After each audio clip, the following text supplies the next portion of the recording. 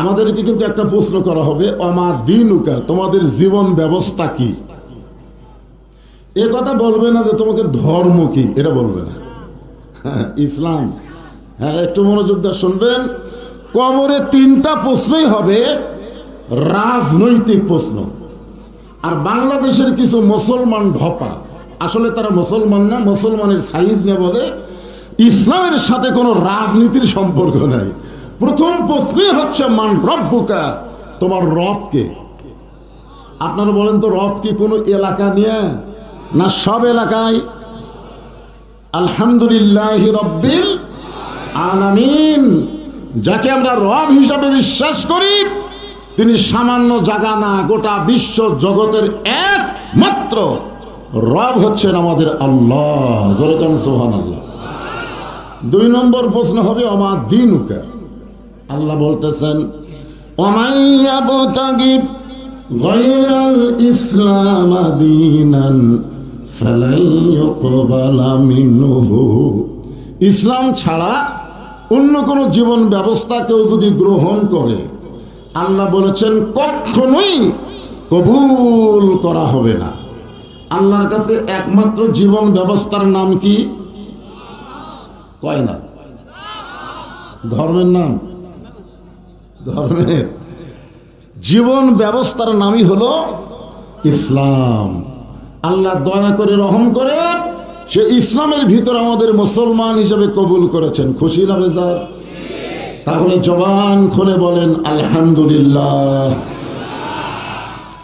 আছেন আমার মুক্তার, আছেন আমার ব্যারিস্টার, শেষ বিচারের হাইকোর্টেতে তিনি আমায় করবেন পার, আমি পাপী রাসূল জাবিন্দার।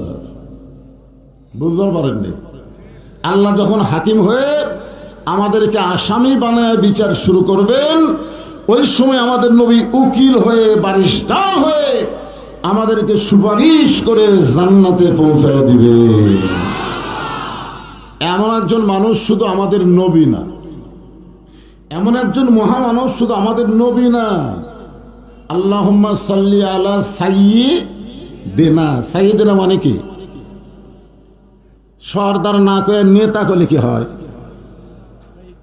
হ্যাঁ, বিএনপির সর্দার যদি কোন, বিএনপির সর্দার খালেদা জিয়া, মানুষ কি কবি? শালা মূর্খ নাকি? কি সাইয়্যিদিনা শব্দের অর্থ হলো আমাদের নেতা।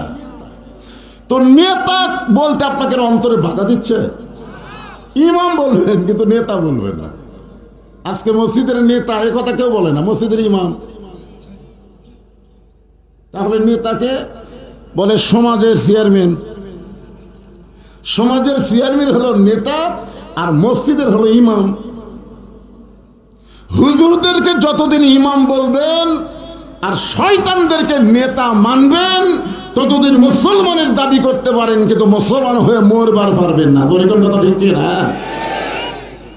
আমার নেতা, তোমার নেতা বিশ্ব নবী মুস্তাফা, এ কথা বলতে কি আপনাকে অন্তরে কষ্ট হচ্ছে?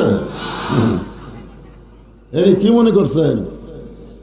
সমস্ত নবীরা যখন নফসি নফসি বলে কানবে, আমার কি হবে, আমার কি হবে, আর আমাদের নবী বলবেন আমার উম্মতের কি হবে। ভাগ্য গুণে এমন একজন নবী পাওয়াতে খুশি না বেজার? তাহলে জবান খুলে বলেন আলহামদুলিল্লাহ। আমাদের বাংলাদেশে মুসলমান নামধারী অনেকেই আমাদের নবীকে নবী হিসাবে বিশ্বাস করে, কিন্তু নেতা হিসাবে মানে না। এরকম মুসলমান আছে না নাই? নবীর প্রতি দরুদ পড়ে, নবীরে সালাম করে মিলাদের ভিতরে, কিন্তু নবীর সমাজ গড়ার কাজে এদের দ্বন্দ্ব মনে বাজে। ওরা মনে করে নবী থাকবে মাদ্রাসায়, নবী থাকবে মসজিদে, নবী থাকবে কোরআনের মাহফিলে। নবী সব জায়গার মধ্যে নবী আছে না নাই? আমাদের বাংলাদেশে নেই। কিন্তু দেখবেন বাপের মধ্যে আমাদের নবী হলেন শ্রেষ্ঠ বাপ, ঠিক কিনা বলেন? স্বামীর মধ্যে আমাদের নবী হলেন শ্রেষ্ঠ স্বামী, জিহাদের ময়দানে আমাদের নবী হলেন শ্রেষ্ঠ সেনাপতি, আবার মদিনায় যে হিজরতের পরে হলেন শ্রেষ্ঠ রাষ্ট্রপতি, নেতা হিসাবে শ্রেষ্ঠ। চেহারা কেমন? আয় হায়, যেই দিকটা যাবেন আমাদের নবীরে কাউয়া কেউ বলবে না, তোর এখন কথা ঠিক না, কাউয়া কেউ বলবে না। 400 রজগ্রহ তারা, তারি নূরের ইশারা, নলে যে অন্ধকারে ডুবিত এই ধরনী। সবাই বলেন নবী মোর পরশমণি, বলেন বলেন নবী মোর সোনার খনি, নবী নাম ভাবে যে জন সেই তো দোজা হানের ধ্বনি। আলহামদুলিল্লাহ। এখন আসেন যে কোরআন থেকে আপনারা তাফসির শুনবেন, যে কোরআন থেকে আলোচনা শুনবেন, এই কোরআনের মধ্যে কোনো সন্দেহ আছে? তাহলে কোরআনের মাদ্রাসার কলম হলো, কোরআনের মাদ্রাসা এখনো হলো না। একটা প্রাইমারির জন্য বাংলাদেশের কোনো মুসলমানকে চিন্তা করা লাগে না, জোরেগণ ঠিক কিনা করা লাগে? 92% মুসলমানের দেশের সরকার প্রাইমারি 1 তলা 2 তলা 3 তলা করতেছে, আর 92% মুসলমানের দেশের মুসলমানেরা মাদ্রাসা মসজিদ চাইয়া চিন্তাই করতেছে, জোরেগণ কথা ঠিক কিনা? আচ্ছা আপনারা বলেন তো, একদম বাগদম ঘরদম সাজে, এর মধ্যে কোনো সন্দেহ আছে? কথা কয় না। আরে গোটাটাই তো হলো মিথ্যা, জোরেগণ কথা ঠিক কিনা? মিথ্যার মধ্যে সন্দেহ কি? আয়নায় টিয়ে লায়ে ভরা দিয়ে না লেগেল বোয়াল মাছে, তাই না থেকে ভোদর নাচে। আপনার বলেন তো, এই শিক্ষার মধ্যে কোনো সত্যি আছে? আর এই কোরআনের মধ্যে কোনো মিথ্যা আছে? সুবহানাল্লাহ, স্বীকার করেন। হ্যাঁ, আল্লাহ বললেন যালিকাল কিতাবু লা রাইবা ফীহি হুদাল লিল মুত্তাকিন। আচ্ছা, এই চেয়ারও যাই বসে উঠপুট করলে তো হবে না। এর আগে যে মুরব্বী বলছিল একই অবস্থা। এই চেয়ারটা টানে এই দিকলে আসুন তো, এত ফাঁকর তুলে হবে না, আরো নিয়ে আসুন। এই ধরো চেয়ার ধরে নিয়ে আসুন। না না ঠিক আছে।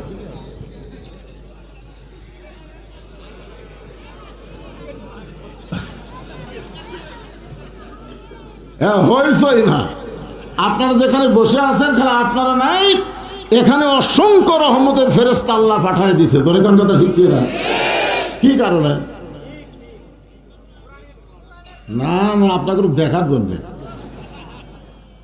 আল্লাহ কোরআনে বলেন অত্তিন ওয়াজ্জাইতুন ওয়াতুরি সিনিন ওয়াহাযাল বালাদিল আমিন। আল্লাহ 4টা শপথ করলেন। 4টে কয়টা? তারপরে আল্লাহ বললেন লাকাদ খালাকনাল ইনসানা ফি আহসানি তাকবীম। অবশ্যই মানুষকে আল্লাহ তাআলা সর্বোত্তম আকৃতি, চরিত্র, ভদ্রতা দিয়ে সৃষ্টি করেছে। সুবহানাল্লাহ। তাই নূরের ফেরেশতা করে আদমকে সেজদা, সবার চেয়ে দিলেন মাটির মানুষকে সম্মান। আলহামদুলিল্লাহ। এই জন্য আপনারা হলেন সৃষ্টির সেরা। হইচই চলবে না, যতই সাফাসাফি করে বসেন, দরকার আরো সাফা লাগবে, কিন্তু কথা চলবে না। ঠিক আছে তো ইনশাল্লাহ? আপনারা বলেন তো, এই কোরআন শোনার দিক দিয়ে, মানে কোরআন শোনার দিক দিয়ে 1 নম্বরের নাম হচ্ছে কি? 1 নম্বরের নাম হলো আবু জেহেল। ওই বসার জায়গা পায়নি, ওই দাঁড়িয়ে থেকে শুনেছে না, তাই বলে আপনাদের কথা বলতেছে না ভাইজান। বসার জায়গা পায়নি, দাঁড়িয়ে থেকে শুনেছে। সারা রাত কোরআন তেলাওয়াত শোনার পরে সকালবেলা মিটিংয়ের মধ্যে বলতেছে, এত সুন্দর কোরআনের বাণী, রাতটা কোন দিক দিয়ে গেল আমি বুঝবারই পারিনি। সুবহানাল্লাহ না কেন? আবু জেহেলকে কোরআনের বিপক্ষে কথা, কোরআনের পক্ষেই বলেছে, এত সুন্দর কোরআনের বাণী যে আমার রাতটা কোন দিক দিয়ে গেল আমি বুঝবারই পারিনি। এমন সময় আবু সুফিয়ান বলে, নেতা যেই কোরআন শুনতে রাত কোন দিক দেখাল বোঝা যায় না, সেই কোরআন ধরলে অসুবিধা কি? শুনলেই যদি এত শান্তি, তাহলে সেটা ধরলে শান্তি কমবি না বাড়বি? আবু জেহেল বলতেছে, আবু সুফিয়ান তুই এমন কথা বলেছিস, এর উত্তর জোরে দেওয়া যাবে না, তুই আমার কাছে আন। যে কাছে কাছে কানে কানে বলতেছে, এই কোরআনকে যদি গ্রহণ করি তাহলে তোর আমার ভুয়া নেতৃত্ব চলবি না। আমরা যে ভুয়া নেতাগিরির সাথে বসে আছি, এই কোরআন ধরলে ভুয়া নেতা চলবে না, আসল নেতা হয়ে যাবে আব্দুল্লাহর এতিম পোলা। আজও বাংলাদেশে আবু জেহেলের দল যারা করে, তারা শুধু কোরআনের ওয়াজ শুনে বাস্তবে আল্লাহর কোরআনকে গ্রহণ করে না। যতদিন পর্যন্ত কোরআনের বিজয় বাংলাদেশে না হবে, ততদিন হাফিজি মাদ্রাসার জন্য ভিক্ষা করা লাগবে। আর যখন কোরআন বিজয় হবে, তখন জনগণ বুঝতে পারবে খায়রুকুম মান তাআল্লামাল কুরআনা ওয়া আল্লামাহ। ওই ব্যক্তি হলো পৃথিবীর সবচেয়ে সম্মানী দামি, যে কোরআন শিখেছে এবং অপরকে কোরআনের শিক্ষা দেয়। আর বর্তমানে বাংলার মানুষ বুঝতেছে এরা ভিক্ষা করে খায়। হায় হায়। এই জন্য আল্লাহ বললেন হুদাল লিল মুত্তাকিন। কোরআন থেকে হেদায়েত নিতে গেলে তাদেরকে মুত্তাকি হওয়া লাগবে। এই মুত্তাকি সম্পর্কে আল্লাহ বলতেছেন, ইয়া আইয়ুহাল্লাযীনা আমানুত্তাকুল্লাহা হাক্কা তুকাতিহি ওয়া লা তামুতুন্না ইল্লা ওয়া আনতুম মুসলিমুন।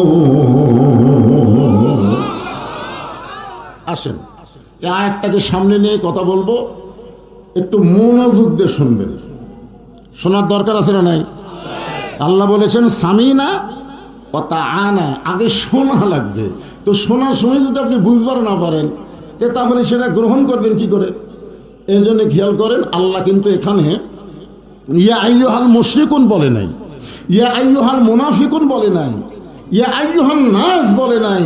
এখানে আল্লাহ বলেছেন ইয়া আইয়ুহাল্লাযীনা আমানু। এখান থেকে আল্লাহ বুঝাচ্ছেন যে মুসলমানের ঘরে জন্ম নিলেই মুসলমান পরিচয় দেওয়া যায়, কিন্তু মুসলমান হওয়া অত্যন্ত কঠিন। ধরে কোন কথা ঠিক কিনা? আমরা পরিচয় দিচ্ছি মুসলমান, নামাজ পড়ে না এক ওয়াক্ত, অথচ এই বেড়া গায়ে মুসলমান। আপনারা বলেন তো, যে লোকটা ইচ্ছা করে নামাজ পড়ে না, এরপরে যদি মুসলমান দাবি করে, চলবে? আল্লাহ রাসূল বলেছেন বাইনাল আবদি ওয়াল কুফরি তরকুস সালাত। বান্দার কাফেরের মধ্যে পৃথক করার জিনিসটার নামই হলো নামাজ। তাহলে মুসলমান যদি আমরা টিকেবার চাই, ইমানের পরে 1 নম্বর আমলের নাম হলো নামাজ। ধরে বলেন নাম কি? নামাজ। এদিকে সব বললো সালাত। সালাত কোরআনের ভাষা, আর আমাদের বাংলাদেশের ভাষা কি? নামাজ। এখন সালাত নিয়ে গ্যাঞ্জাম পাচ্ছে। কিসের সালাত ভাই? টমেটোর সালাদ, না ক্ষীরার সালাদ, না শসার সালাদ? তাহলে সালাদ নিয়ে গ্যাঞ্জাম আছে না নাই? কিন্তু যদি বলা হয় নামাজ, কেউ কি বলবে টমেটোর নামাজ? কেউ বলবে না। তো যেটা আমরা বুঝি সেটাই কম। কথা বুঝলেন তো? আমরা বাংলার মুসলমান কি বুঝি? দোজক। কিন্তু দোজক তো নাই কোরআনে, জাহান্নাম। বেহেশত, বেহেশত কোরআনে নাই তো। জান্নাত। জোরে কোন কথা ঠিক কিনা? তো বেহেশত করলে আপনারা বুঝবেন না, দোজক বললে আপনারা বুঝবেন না। কথা কন না কেন? এই যে রোজা করতেছেন, গোটা কোরআনে রোজা আছে নাই? গোটা কোরআন আছে রমজান, সিয়াম। তো আমরা রোজা রাখি, আমরা বলি তো রোজা, বলি না ভাইজান? বলি না? হ্যাঁ। রোজা যদি বোঝেন তাহলে নামাজ দেয়া সালাত বুঝবেন ইনশাল্লাহ। যারা আমাকে বিশ্বাস স্থাপন করেছ, আল্লাহ বলতেছেন তোমাদের জন্য আমার ওয়াজ হলো আত্তাকুল্লাহ। ভয় করতে হবে কার? জোরে বলেন। বর্তমানে আপনি নওগাঁ শহরের কেন্দ্রীয় মসজিদে জোহরের নামাজ আদায় করবেন, কিন্তু আপনার পায়ে আছে 2000 টাকার জুতে। আপনি নিয়ত করেছেন সামনে কাতারে নামাজ পড়বেন, আপনার নিয়তও ভালো, এখন জুতাই তো বিপদ হয়ে গেল। এখন এখন আপনার ঈমান বলতেছে আল্লাহর ঘরের মধ্যে জুতা নিয়ে যাওয়া যাবে না, কিন্তু আপনার মন বলতেছে চোর আছে। কি বলতেছে? মন কি বলে? চোর আছে। তখন আপনি কি করলেন? জুতাটা হাতত নিলেন। জুতা হাতে নেওয়ার সাথে সাথে আপনার দুই কান্দের ফেরেশতা বলতেছে, আল্লাহ তোমার বান্দা তোমার ভয়ে তোমার ঘরে নামাজ পড়ার জন্য ঢুকতেছে, কিন্তু জুতা নেওয়ার সাথে সাথে আমরা কি লিখবো?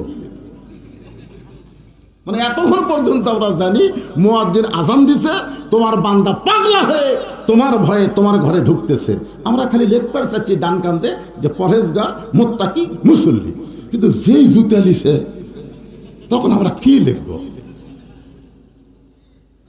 তখন আল্লাহ বলতেছে, কি লিখবি? চোরের ভয়, আল্লাহর ভয় একই অন্তরে যদি রয়, তার কোনোদিন নামাজ কবুল হয় না। এখন চোরের ভয় যদি আমরা অন্তর থেকে বের করে চাই, তাহলে বর্তমানের আইন দিয়ে কথা কয় না, বাঙালি কথা কয় না রে, লাভ হবে?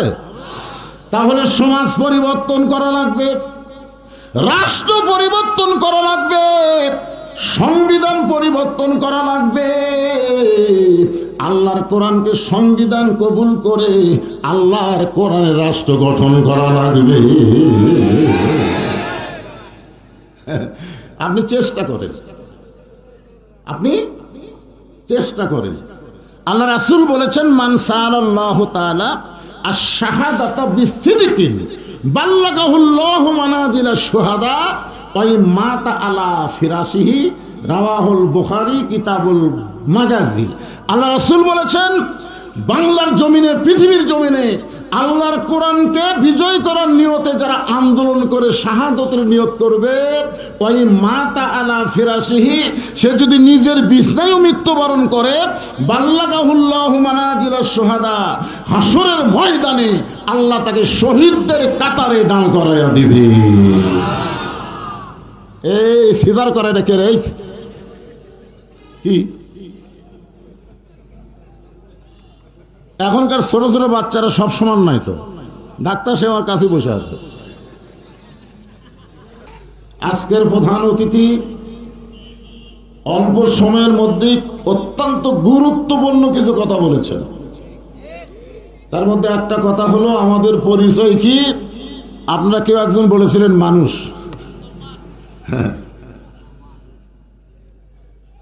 মিল্লাতা আবিকুম ইব্রাহিম হুয়া সাম্মাকুমুল মুসলিমিন।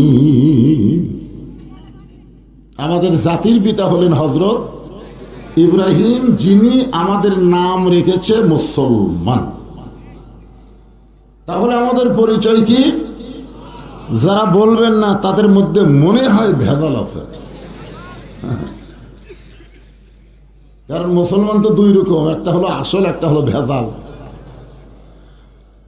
যেই দেশে কোরআনের ওয়াজ হয়, কোরআন অনুযায়ী মুসলমান চলে না, এই দেশে আসল মুসলমান খুবই কম। ধরে কোন কথা লিখে না, কোরআনের ওয়াজ শুনবেন আর মানুষের আইন অনুযায়ী চলবেন। এজন্য আল্লাহ বলেছেন, লা তামুতুন্না, মৃত্যুবরণ করো না, ইল্লা ওয়া আনতুম মুসলিমুন।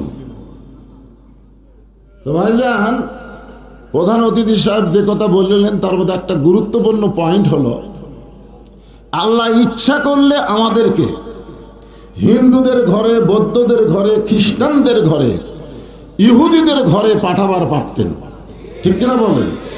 কিন্তু আল্লাহ ইচ্ছা করে ওই সকল জায়গায় না পাঠায় মুসলমানের ঘরে আমাদের কবুল করার কারণে বিশ্বাস করতে হবে, রুহের জগতে আমাদের রুহগুলোকে আল্লাহ এত ভালোবাসেন যে দুনিয়াতে পাঠায় সবার ঘরে পাঠায়নি, মুসলমানের ঘরে আল্লাহ কবুল করেছেন। তাহলে এই দুই জগতে আল্লাহ আমাদের পক্ষে, রুহের জগতেও আল্লাহ আমাদের পক্ষে, দুনিয়ার জগতেও আল্লাহ আমাদের কি পক্ষে। তার কোরআনের দলিল হলো, গায়রাল ইসলাম দীনান ফালাই ইউকবালা মিনহু। আপনার বলেন তো কবরে গেলে